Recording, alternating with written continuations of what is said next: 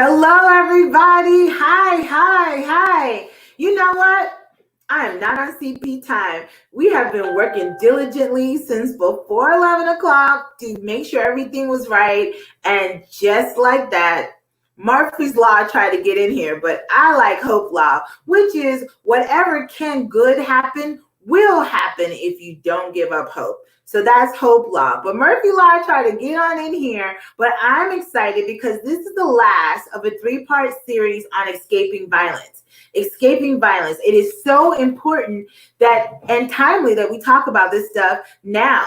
Now I'm coming and being broadcasted on my Facebook Live page, Hope More, Hope lowercase HOPE, More uppercase MORE, because it only takes a little hope to want a more abundant life, right? It's when we stop having hope that people get in trouble. It's only when you stop having hope that victims of violence feel like that all is lost. You have to have hope. Hope More is a media ministry mission, and our goal is to shed light, okay? So it hit me yesterday. It was my first Wednesday of broadcast where I have not said Happy Hope Day, no humps around here. Some people mistaken hope for being only positive and motivational words, but also hope is looking at the truth of what's happening and saying it can get better.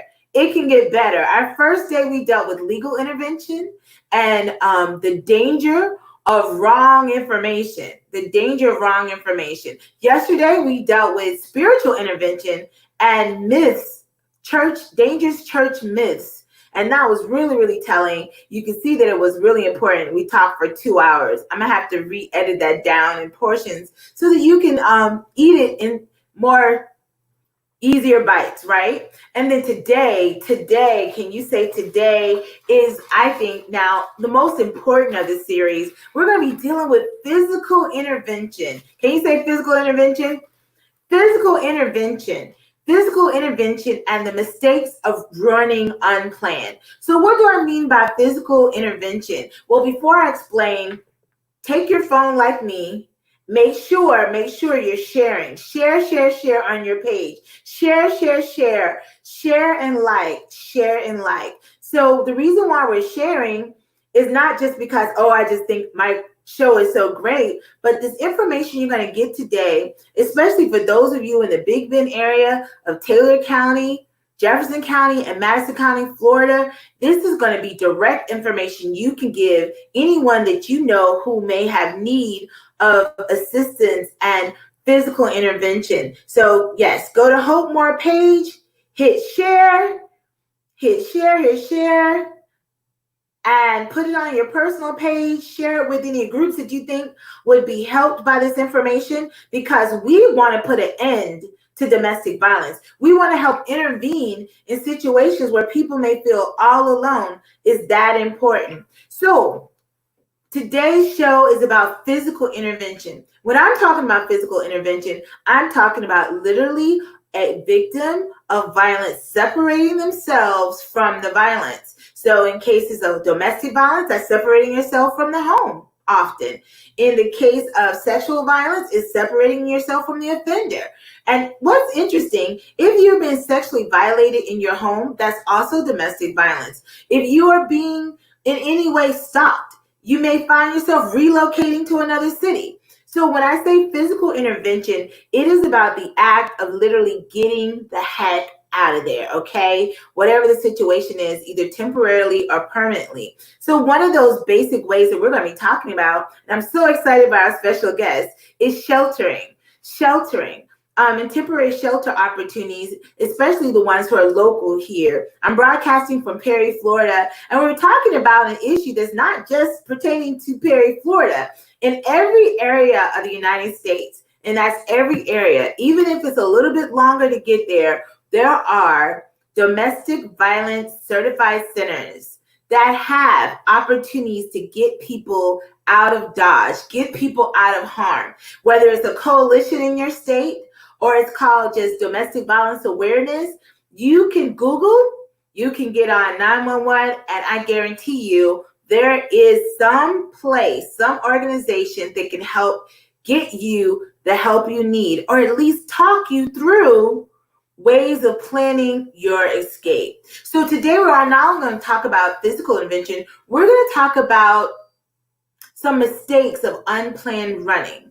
And I use that very broadly because at the end of the day, you know what's best for you. People who are dealing with this, they know often what's best for them. So I'm not trying to subjugate their opinion over with mine, but we're going to give you some helpful tips as to how sometimes it's so wise to plan your run. If you're in a domestic violence situation, as we'll find out more today, we talked about in the past, often that is when things get more hyper. Those are things, and the risk involved are greater because now the abuser is going to be aggravated. So we're going to talk about some of those mistakes, or let's say some of those things that people may not be mindful of that we want you to be mindful of if you're a person looking on leaving a domestic violence situation, or your friend or family, or a coworker who may be trying to help your friend. So I'm going to bring on our guest today. Her name is Brandy Turner. She works for Refuge House, which Refuge House is a big organization, but her particular area and the Refuge House that is run by the director, the great Deborah McGrew, who was going to be with us, but she's going to come back at a later time, helps people in Jefferson, Madison, and Taylor County. And Taylor County, has my heartstrings because that's where we are. That's where I live. So I'm going to bring her on and she can tell you a little bit more about yourself. So I need everyone share, like, and give an applause, a digital online applause to Miss Brandy Turner as I bring her on. I'm so excited. Hey, Brandy. Hey, how are you? Fine. Well, you know what? I sort of introduced you, but there's so much more to you. Tell us a little bit about yourself, the work you do, and just whatever you want to share. Okay. I have been with the Refuge House. I started out in 2011 as a volunteer victim advocate for sexual assault victims. And in 2014, I went full-time for the lead sexual violence counselor in Taylor County. And at the moment, I'm also covering Madison and Jefferson as a fill-in advocate until we get a permanent position filled there.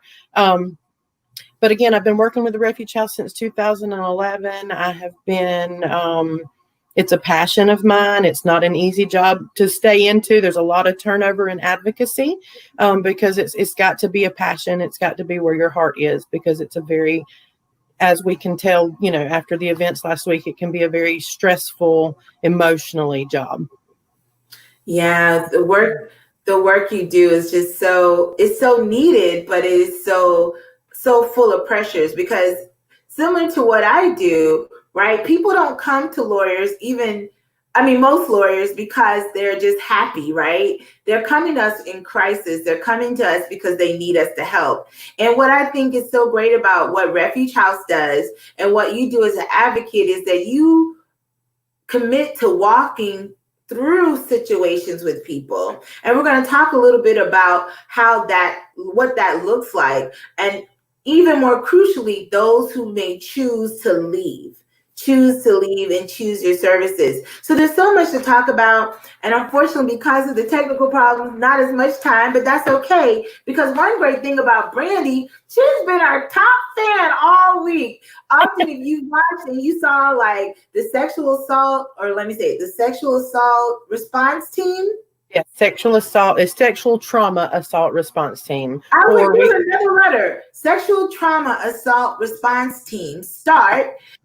If you saw like little comments, that was being directed by Brandy, because actually her area, although she does assist with sheltering and different things like that, for different people with different violence issues, but her area that she focuses on is sexual violence, and she does an amazing job. And there's so many stories we could talk about, but we're going to try to focus a lot on safety planning, sheltering, and other resources that Refuge House gives, because a lot of people think, and maybe because it's the title, Refuge House, that the only thing Refuge House does, which is still huge, is provide shelter. But you provide counseling and a lot of other things. I'm going to bring attention to our paper yesterday, and it is actually the focus of why I even focused on this week. Tragedy on Jefferson Street, and this is from our local paper. It came out yesterday, and unfortunately, it talked about the double homicide, and I love how it's described here. It sent shock waves through our community. It sent shock waves through our community. It's called Tragedy on Jefferson Street. For those who are not from Perry, Jefferson Street is like the main thoroughfare, and right in front of our U.S. Post Office, a husband upset with his wife, who I believe was already deciding to leave him because of domestic violence. I tell you, if I can't depend on my dad to call me any other time, it's in the show. So we'll forgive him. But that this was, he actually ran them off the road and shot her and her coworker. Later, he was in a standoff and he was arrested unharmed. Joseph E. Luther, only 33 years old, but we don't want to give a lot of credence to him. He took the life of Heather Luther and her coworker, Kirk Jinsky. And unfortunately, for them and their families, the Luther, Jinsky, and the Flatwoods Cafe family. Flatwoods Cafe is, okay, Dad. He must really need me for something. So, well, Flatwood Cafe is in Lamont, Florida, which I understand is in Jefferson County. That's where Heather worked. And I understand her coworker came back. Well, you know what? Before we get into that, before anybody knew what and how anything happened, I wanted to just give Brandy an opportunity to share how this shockwave has impacted the community and Refuge House's desire to help address that. And Brandy, while you're doing that, I'm going to remove myself real quick and call this man back to make sure there's no emergency. So I think what it boils down to is domestic violence. Any type of domestic violence is it sends a shockwave through the victim and through their families. But what we're experiencing on the community as a whole is it was visible to the community through this event. It is a very sad situation, and it's very traumatic for the entire community. At Refuge House, we're deeply saddened by this event and by the event that happened back in May. There was also a young man from Taylor County that was murdered, I believe, in Orlando, in a domestic violence situation as well. It is a very difficult thing for the entire community to witness, like we did last Friday. Back in April, I wrote an article in the newspaper about trauma, and I kind of compared it to what the world was going through collaboratively over COVID-19, and how everybody feels like a little confused because we don't know what's going on, especially back in April, right? Everybody was just in this twilight zone kind of state of mind. And I feel like that's exactly what the community is going through with this event. Is there's a lot of questions. There's a lot of, how can this happen? Why couldn't she get help? Why didn't she get help? Even before they knew it was a domestic violence situation, the anger that came through with the actual shooting, that's traumatic for a community. It's traumatic for, individuals, but as a community, when you see that, it's very difficult. And through that, a lot of questions came up as to why is there nowhere here to get help? And today, I hope what we can answer some of those questions. We can help you understand that we do have a refuge house. We do have a shelter here. We also have outreach where we do some, community education. We do events in the community. We try to get involved in a lot of events that other people throw in the community. We also have counseling services where you don't have to be in the shelter. So you can go through counseling services for domestic violence or for sexual violence, or both. We have many that go through both because sexual violence is part of domestic violence. There's just a lot of services here in town. What's really difficult is to get people interested in learning about those services unless they're being impacted by the violence themselves or in their families, because it's one of those out of sight, out of mind type of situations. If you're not experiencing it, it's hard to look. It's hard to watch, stories about it. It's hard to educate yourself on the violence that's in this world. I think that is so good. That's a good point, actually, to even continue our discussion, because what happens, like you said, unless someone's personally being impacted, they have no desire to even explore the information. And I'm hoping in the shock waves or the aftermath of this trauma as a community, what will happen is that all of us would take responsibility to get to know about services. So if and when we hear someone's in need, we can maybe be that answer, right? And I'm not going to equate it entirely, but I think even as you started off talking about, the article you wrote, especially in light of COVID-19, what definitely, regardless of where you land on the issue, what definitely comes up is this need of collective community action. This cannot just be for the person struggling with abuse. The whole community would do well to come together, because it may not be you today, but it could be your sister tomorrow, So just like people are asked to do things like wear masks and clean their hands, we're asking, get to know, write these numbers down. On the screen are Refuge House hotlines, the 800 number, and then the number for just general information, right? The hotline. And then Madison Jefferson Taylor has a more direct number. And that is so important.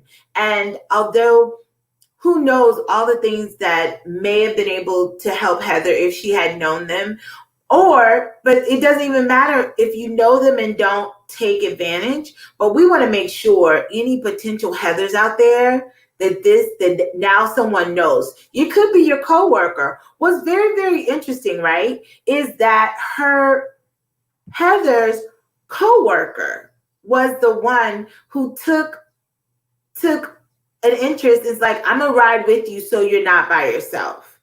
And that's so important, because often it's not. Sometimes you get help from people who you don't even expect would be that person impacted. And now his family is impacted. And I just want to say, and I'm really glad that it came out in the news on Wednesday and was confirmed. And I sort of alluded to this on Monday, but I didn't want to put something out there if the person wasn't comfortable. But I see from the newspaper that the employer of the Flatwoods Cafe made comments, because in what happened, I understand that the employer let the coworker go because she was concerned about Heather. And so many times your family or your support system is not your mom and dad. It may not be your cousin. It may not be your church. It may be the people you spend a lot of time with, your coworkers. So knowing this information could be crucial for them. So I wanted to ask Brandy, you've explained the information we have regarding hotlines. I want to quickly talk about why is it important once people get like, hey, you got a hotline now, right? I'm also going to put up here, there's an email that people can email, can use instead of the hotline number, because sometimes even calling is dangerous. That's helpdesk@refugehouse.com. That's help, right? HELP. Yep. Oh yeah, I'm sorry. No, no problem. But that's pretty easy to change. But that was probably me. Could you explain? Well, first of all, let me just go back. Let's create a scenario. So, take me for example. But I'm gonna say my first name since most people don't know it. My name is Sharita. I live here in Taylor County, and my boyfriend. My boyfriend's been beating on me, and he's been but it's gotten worse because he lost his job at Georgia Pacific, or not Georgia. Is that the name of the place? Yeah, Georgia Pacific. And he didn't really punch me, but he like pushes me down. And the other day, like he almost hit me with his car. I don't know.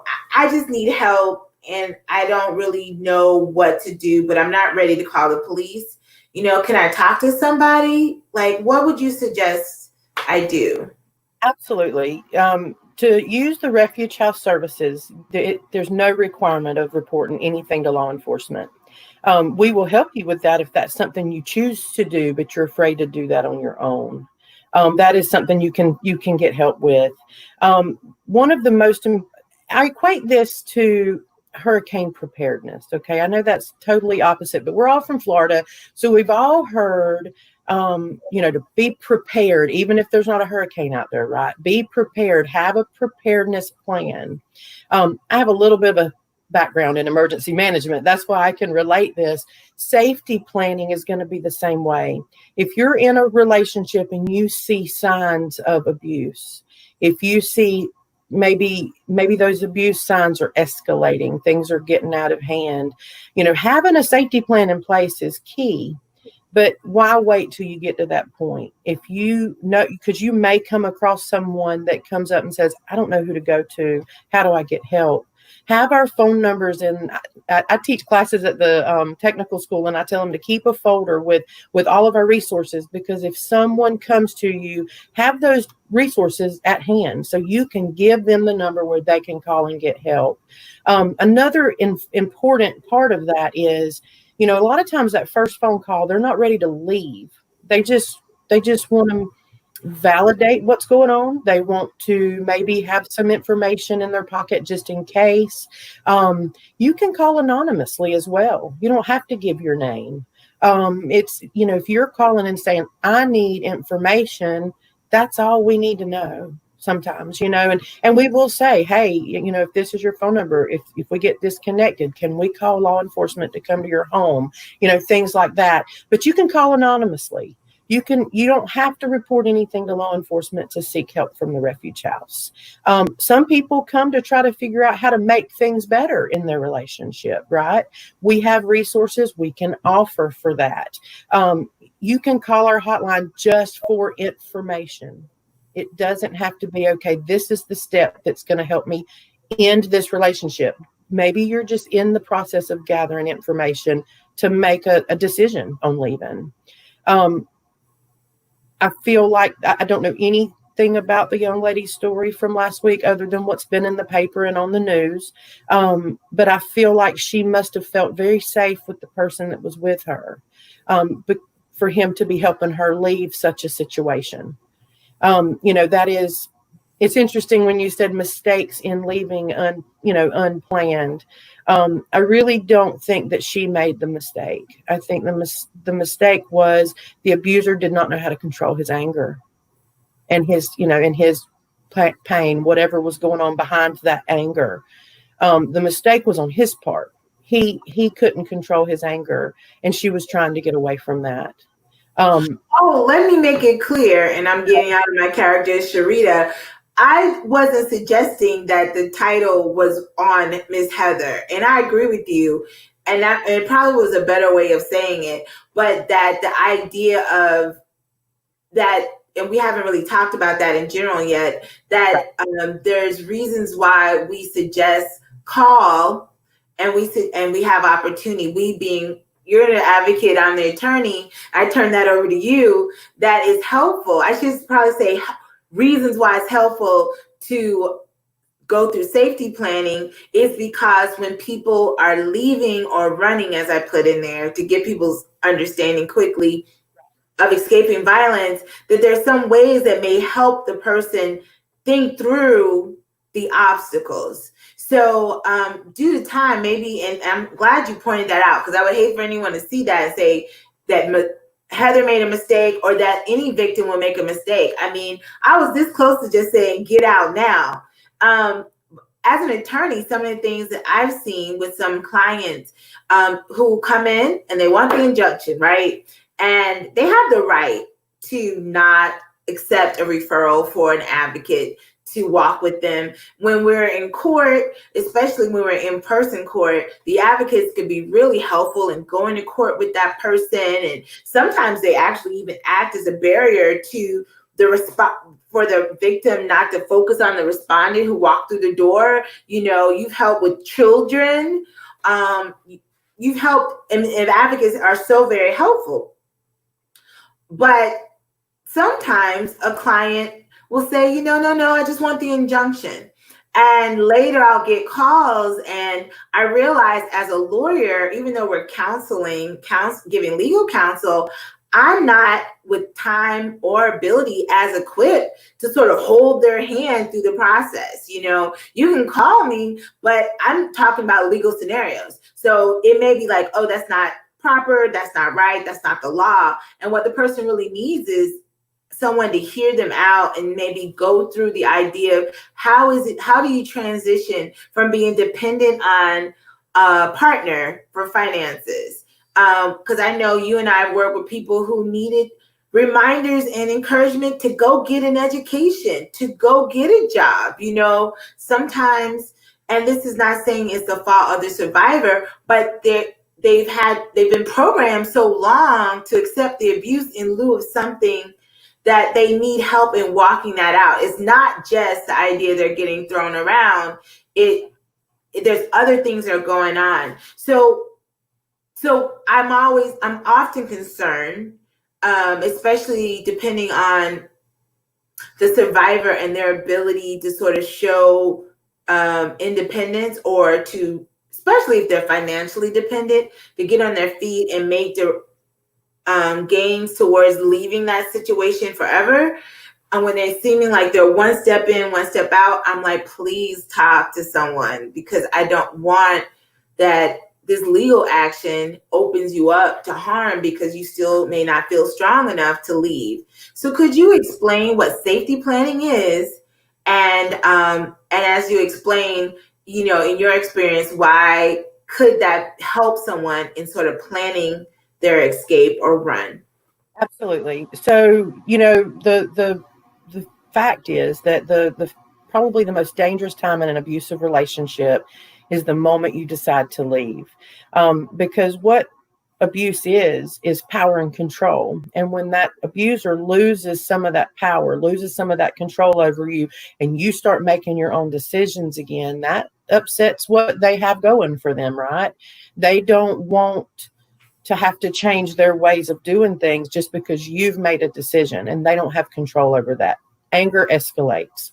So it's key to have some sort of plan in place, and that looks different for everybody. That looks, every single case is totally different.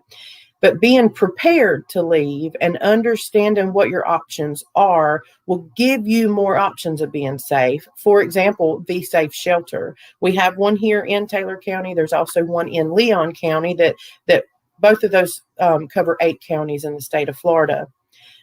Safe Shelter allows you, especially if there's no financial, income, it allows you to have a roof over your head and food and the items that you need on a day-to-day basis, so that you can go out and find a job, go out and find your own place to live. It's kind of like a leg up. It's kind of like, we're going to help you through the leaving process. We're going to help you through the hard part. You're in a safe house that's completely covered by security, 24 hours a day, 7 days a week. All the doors are locked. No one can come in and out without being seen on a video and being buzzed into the house. So it provides that safety, and it provides that soft place to land, really. So that can be part of the safety plan, but it doesn't have to be. A lot of people go, well, I don't want to be in a shelter. That's okay. Do you have the means to have your own place, and do you have family and friends that can be your support system, or do you need resources from the community to kind of help you get to that point? And that's where the Refuge House can come in through our hotline and give you those referrals, give you that information for other services that can help you with getting that first months, last months, lights turned on, things like that. We can't promise any help, but we can give you information to help you get just that much further in your process. In the very beginning, like I say, even if you don't want shelter, call the Refuge House hotline numbers and get just information. And I think that would give just more of a planning process to the leaving, instead of leaving in the heat of the moment when everybody's already angry. But like I say, it looks different from everyone. That may be the safest thing to do for some people, is to leave in the heat of the moment. It may not be. Every situation is totally different. Safety plans are very individual. Yeah. Go ahead. And let me just reiterate. I don't know what just happened. Let me just reiterate. Please understand, and I may have to retitle this, but I want to keep it consistent since that's what I've already put out there. That if it's best for you to leave. You don't. I'm not trying to suggest that you should have this huge premeditation, and maybe it's more so like mistakes you can make while running. Because regardless of leaving, that a lot of people, for instance, not a lot of people, forgive my quantitative analysis of anything, okay? But here are some things that I mean when I say mistakes. Maybe things that people didn't think about. So say, okay, I'm back to Sharita. I've talked to you and I'm not going to stay in the shelter because I do have a job, but we've talked, and safety plan for me is while he's at work, I'm going to pack my bag and go to my uncle's house a county over. Okay. And he's texting me and I call him to tell him, don't text me.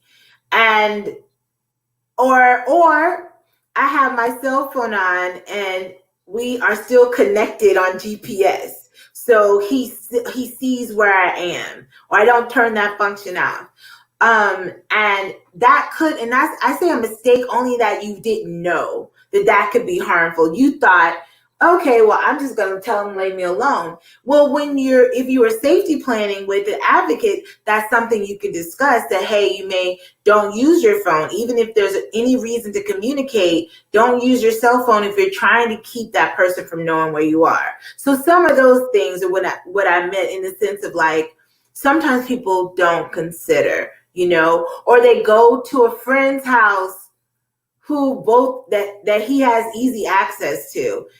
But if that ends up being the best thing because it's still at least out of the house, go to that friend's house. You know what's the best thing for you. This goal, or the goal of this discussion, besides letting you know what's available at Refuge House, is for you to know that there are ways of escape. There are options. There are ways that you can better protect yourself. And it's not a guarantee that nothing bad will happen, but those things are so important. Can you think of other things that in general usually assist people in considering when they're needing to leave or separate from an abusing person? Absolutely. You have to take, of course, if there's children involved, if there's even pets involved, you have to take the lives of those around you in consideration as well. The location services on your phone, that's an excellent tip. Turn those location services off. And the interesting thing about this, and I'm not very technology savvy, but there are several ways to turn that location services off. And it's going to be through each app that you have on your phone and through your settings, I believe. My son will probably laugh when so there are ways to do that. Now, I will tell you, about a year ago, we had a good relationship, and we still do, actually, with Cricket Wireless here in town. And they were willing to help people see how to do that in their phones. If you're not comfortable going to Cricket, but you have a cell service, call your cell service and say, how do I turn all of my location services off in this phone? Technology is key right now to keeping yourself safe, because anybody can look up and find where you are if they want to, which is a scary thing. There's also so many spywares that can be put on your phone and you'll never know it. That's a dangerous thing, right? But also things like this. Our generation grew up, we had to memorize phone numbers. Well, guess what? The new generation don't even know what that means. Like, memorize phone numbers? Why? It's in my hand. But what happens if that phone gets taken from you and you have no phone numbers because they're all in your phone? Or the phone is what gets destroyed in the argument, right? Start memorizing some key phone numbers. Those that you know you can call and get help if you need to. That's good. Right. Those that know what's going on in your relationship, and do the best you can to create that support system around you whether it be through family and friends or through agencies in town that can help kind of move you forward in this process, I think is going to be key. But again, it looks different for everybody. Some people would much rather lean on family and friends, and some people would much rather lean on agencies that can help them. Wow, that's awesome. As we and thank you so much, because I know originally we were going to end at 12. I'm not going to keep you much longer because this is such a great attachment to what we've been talking about. And Brandy, I feel like you've been co-producing all the shows because you've been so helpful in your comments. I recently looked at something, and I'm going to post it on the Hope More page after we're done. And it's talking about how to shelter in place while living with domestic violence. And sheltering in place, this article came out during the stay-at-home orders. Now we're in a time that we're not in Florida and one, but they're looking at South Florida going back entirely. Who knows what's going to happen? So I think some of these points may be good because even if people can leave, they may find themselves harder to leave, right? You may be. So I wanted to ask you your comments as to this. So one idea was have a code word established with someone you trust. So instead of texting them, I need help, Apple can mean things are getting bad, come get me. I know that's something that we sometimes talk with clients about, a safe word. You have any comments on that? Absolutely. I think that's a great idea. If you've got someone that knows your situation, somebody that you talk to on a regular basis, so it wouldn't be kind of odd that you were on the phone with this person, right? Have that safe word with them. Have something that you would normally talk about anyway be that safe word, right? And so something that you both will remember, something that if it comes out in a conversation, there's not a question as to what's going on. And so that's a great idea. It doesn't work for everybody because, like with me, I'd probably be like, "Why are you saying apple in the middle of a sentence?" like my memory would probably be somewhere else at that moment. But it will help in some situations, absolutely. Now, on those same lines, they have opened up an email address for us because we do realize being in the same house with people, even if you're able to walk outside, sometimes they can still hear you. Sometimes you can't talk loud enough to get the information across. We do have that email address. It's the help desk at refugehouse.com for crisis intervention as well. Which I think is so important. I've actually had to already give that information to someone that wasn't able to continue talking on the phone. So I was able to give them that email address, and they were able to reach out for help through that. So A lot of people. I'm sorry. Go ahead. Finish your statement. No, that's okay. That's okay. No, don't they even have now the 911 that you can text or something in our system? You don't have to. I didn't think about that, but you're right. The sheriff's department County last fall or earlier this year now have the capability of you texting 911. Texting 911. Yeah, I'm not exactly sure if it's how you do that, but it's we'll have to get that information and put it on here, if you will, Hope, and then that way they can. But absolutely, there's a texting to 911 now instead of calling because of the dangers of it. Yeah, it's so very dangerous. Another thing that was suggested was have a bag packed with essentials in case you decide to leave.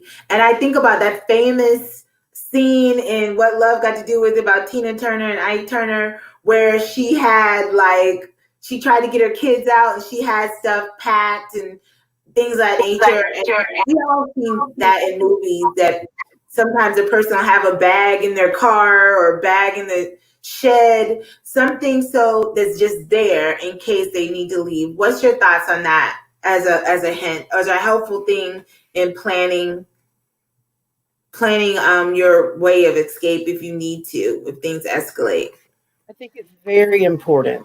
I tell you, especially for things like, most people think of toothbrush, toothpaste, clothes, that you have those types of things. But think in the bigger picture of if you're an immigrant, do you have your documentation papers? Do you have your passport? Do you have your birth certificate? Do you have your medications? Do you have enough medication?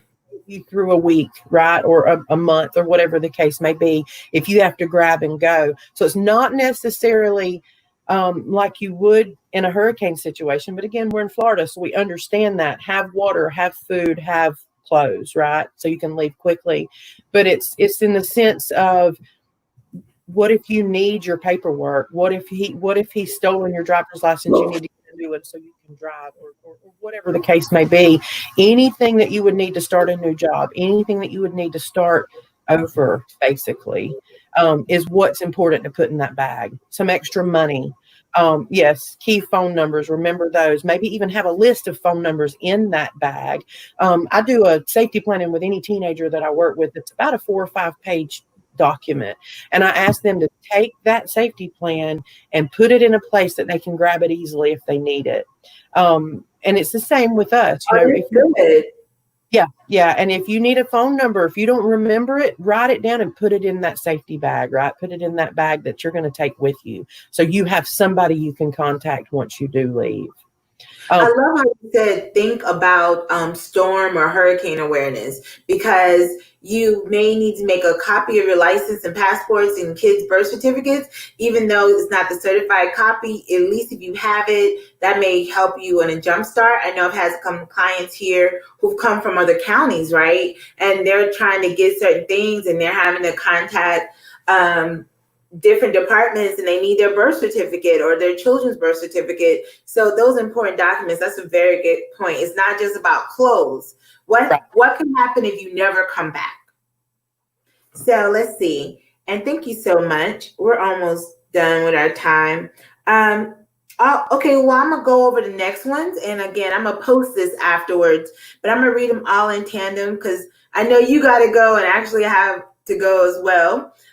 So number 3, I'm gonna give it a number. One other point was always stay near the closest exit should things escalate. Be aware as possible where your abuser is in the home. Try and stay away from rooms with weapons in them. And of course, contact different domestic hotlines like the one we've been showing all day, keeping that on you, being able to reach out to it. And depending on how independent your phone is, you may need to even save the number under something like Pizza Hut, right? And if you feel unsafe, call 911. I mean, at the end of the day, the advocate that eventually you may talk to, or a lawyer you may eventually talk to, we still don't have the enforcement powers as a law enforcement officer. And actually, I've been surprised at how many times I have gotten calls from people saying, this person is coming up my porch and he has a gun. And I'm like, call 911. You telling me is not going to help your situation. So if you feel unsafe, and you call 911, and I know with a lot of things that are happening in the world today, that's becoming less and less popular to say, but law enforcement are especially equipped to handle especially heightened physical aggression. So when you need a heightened physical intervention, call 911. And if the police get it wrong, it's people like me and you who will help try to get it right, to explain on what's going on. Are there any other helpful hints regarding planning or safety planning or anything that we've talked about that you'd like to comment on? As far as safety planning goes, I think we've covered that pretty well. Just kind of have a plan in place. And even if you're not experiencing it, it's very likely you know somebody that is. It's very likely you have someone in your family that's experiencing abuse, be it verbal abuse or physical abuse, right? I'm going backwards here, so sorry. But so, I think we've covered safety planning enough. One thing I do want to say is there's a lot of barriers to reporting this abuse, right? There's a lot of fear involved in that. That is another thing the Refuge House can help you with. If you're not even ready to start talking about safety planning yet, you just want to know, what is the process? What am I going to have to go through if I do report to law enforcement? Our hotline numbers are there for you. That's what they're there for. Call and get that information. It may not be the time you're ready to leave. Maybe you have a family member that's going through it and you want to find out how can you help that family member, right? It's important to understand. Yeah, it's important to understand that you can't make them change their lifestyle. They have to get to that point themselves, right? But you can get information to kind of help you understand what they're going through and help point you in the right direction to get help for the trauma you're experiencing. Because if you have a family member going through abuse, you're experiencing trauma as well. We call it a secondary trauma, or trauma of the friends and family of the abused. It is a very hard situation to be in. It is not easily understood. And there's a lot of emotions that go along with the family getting involved with it as well, because they experience it on a little bit different level than the person who's actually being abused. So there's a lot of emotions. There's a lot of questions. I hear a lot of times, why don't they just leave? Well, it's not that easy. We found this Friday that just leaving can be very difficult, can be very, very dangerous. So I just want people to understand that getting prepared to leave is a process and it can take some time. Even recognizing, you spoke to a reverend yesterday that she didn't even recognize her abuse as abuse in the very beginning because it wasn't physical abuse, right? Financial abuse, being isolated. It starts out sometimes looking really rosy. Oh, I get to stay home with the kids and I don't have to work. And oh, I don't need a driver's license anymore because I don't go anywhere. I just stay home with the kids. A lot of times that's just oppression, right? That's isolation. That's getting you to a point where you can't leave because you can't drive. You don't work. You have no money on your own. Sometimes get in those situations, you don't really pick up on that as being abuse until it's too late. And so abuse starts very subtly. And if you start seeing the signs, or as a family member, you're seeing the signs in a relationship, maybe call the refuge house and learn how to let them know you're noticing that, right? Let them know they're not alone if they need help. Again, case by case situation, every situation is going to be different. An injunction, I think, is really key. That's another piece of paper you should keep in your to-go bag. Is if you have an injunction, keep that paperwork with you at all times. Any legal paperwork, keep it in that to-go, in that safety bag. But as far as safety planning, I think, like I say, it's just making that first step. And sometimes the first step's the hardest, and then you'll find that some things fall into place to help you get to a safer space. Well, Brandy, thank you so much. It's amazing because, we've only scratched the tip of the iceberg. But I think what you said, and I'm so glad, you could tell she's the advocate right now, I'm the lawyer, that you made it very clear. If there's any mistakes here or any wrongdoing, it is the abuser. There is nothing that a victim or a survivor of domestic violence is doing or can do to warrant your protection being fractured by violence. Like nothing. I don't care if you talk loud. I don't care if you wear short dresses and your man don't like it. I don't care if she asked you to clean the garage for the 100th time and you still didn't do it. There's nothing that qualifies that person to now have the authority or the right to hurt you. Nothing. And anything you do to get out of that situation, to remove yourself from that situation, is an action that is a rightful action for you. Hopefully today, we just want to arm you with more information. In fact, there's an organization, a nonprofit called Green Dot, that deals with ways bystanders domestic violence or different violence could play a part. But we don't really have time to talk about all that, but I'll post some of that, and I may do a post review, or maybe that'll be like the freedom thing tomorrow. I don't know, but just ways that the non-professionals can get involved. Go ahead. I was just going to say, if you want me to reach out to see if our Green Dot coordinator would like to speak with you about that program, I will reach out to them today and see if they can contact you, because we do have a Green Dot program in Leon County through the Refuge House. And I don't know the details. I love it. I follow all their Instagram posts. I think it's a great program, but I don't know all of those programs. So I'll get you in touch with them, and that way you can explain what that program is, because it's excellent.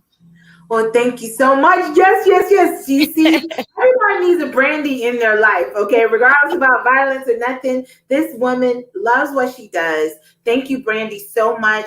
Thank you, everybody. We love you so much. That's why we do this work. You definitely don't get in this work for the fame or the fortune, because that doesn't come with it. But it's for the knowing that what you're doing is making a difference. I think this show is making a difference. I know you're making a difference, and I pray together we all make a difference.